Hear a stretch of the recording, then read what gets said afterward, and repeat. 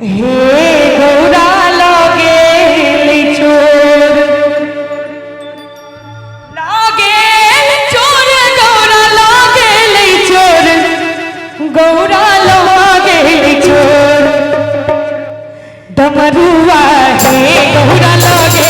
चोर डमरुआ हे गौरा लागे चोर लागे चोर गौरा लागे चोर गौरा लागे चोर लागे चोर गौरा लागे चोर गौरा लागे चोर डमरुआ हे गौरा लागे चोर डमरुआ हे गौरा लागे चोर।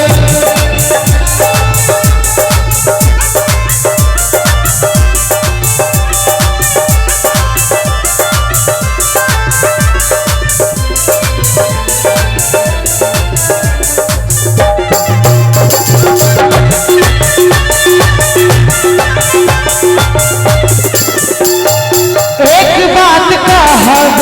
सकाइछ मोर एक बात कहब सकाइछ मोर तोरे बाप डमरू तोरे बाप डमरू चोरा लेलन मोर गौरा लागे चोर डमरुआ हे गौरा लागे चोर डमरुआ हे गौरा लागे चोर। उल्हन भोला बाबा उल्हन देलखिन गौरी कहे छथिन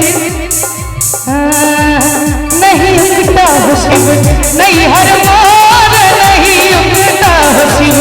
नहीं हर मोर टुटली मरैया पर टुटली मरैया पे कबाती तो घोड़ा लागे चोर डमरुआ हे घोड़ा लागे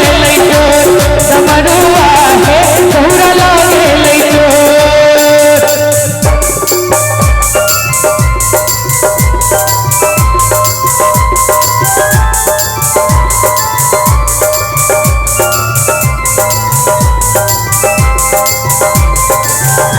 गंगाराम जी जल्दी से स्टेज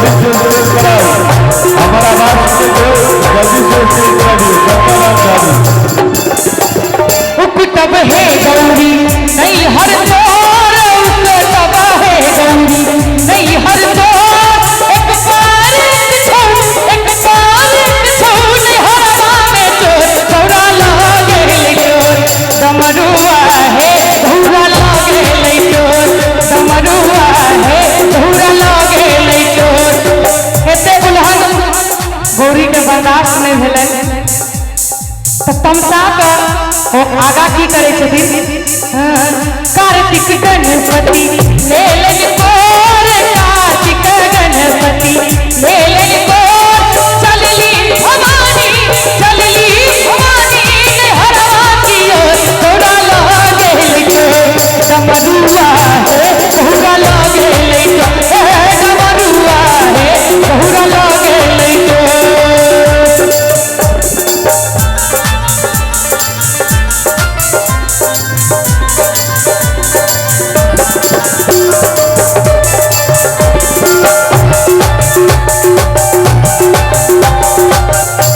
अंत में जखन गौरी जाए लगलखिन अपना नैहर दिन तो महादेव अधरन धरन छथिन ओ कते चालाकी केलखिन से देखियो मनावे के लेल 10-5 सखी शिव लेला बजाए 10-5 सखी शिव लेला बजाए रुसल भवानी के लेलन मना गौरा लागे चोर। एक बेर जिनका जिनका महादेव हाथ देने छे एक बेर महादेव के नाम पर दोनों हाथ उठा दियो सब गोटे